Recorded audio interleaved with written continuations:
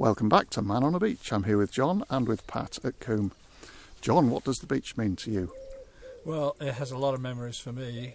First of all, my father, who died in 1993, we brought his ashes behind where we're looking, or where you're pointing, to spread his ashes on the river.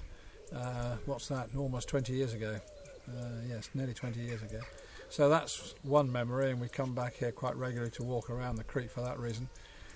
But just to my right and your left, or you can't see it, is a house that I'm never quite sure whether it's a grandfather or a great-grandfather built.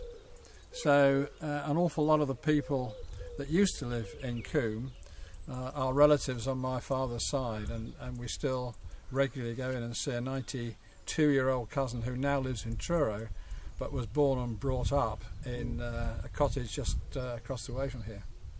Wonderful. Thank you. Pat, anything to add?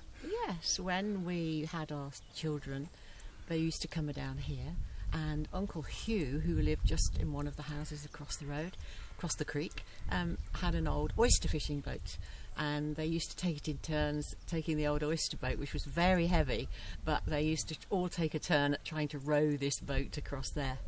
And so we enjoyed bringing the children there, and all the aunties that lived around these houses, they used to say, "Oh, just come in for a little bit of tea."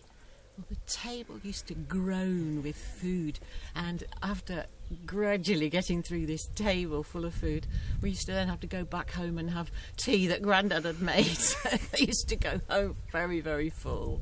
Yeah. What Pat hasn't said is that we spent part of our honeymoon in one of the houses behind here. Yes, we did. And then in those days, and it was 1965, so it's a long time ago, in the middle of the night, if you wanted to go to the loo, on your honeymoon, it was down the stairs, out of the front door, and to the loo, which was in the bottom of the garden, which was an interesting experience for a young married couple.